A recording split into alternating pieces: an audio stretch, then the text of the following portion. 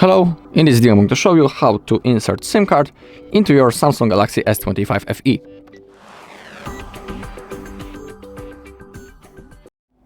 Okay, our SIM card tray is located right in here on the bottom, and now we need to use the key and insert it into that small hole, then push until it pops out. Now take the tray,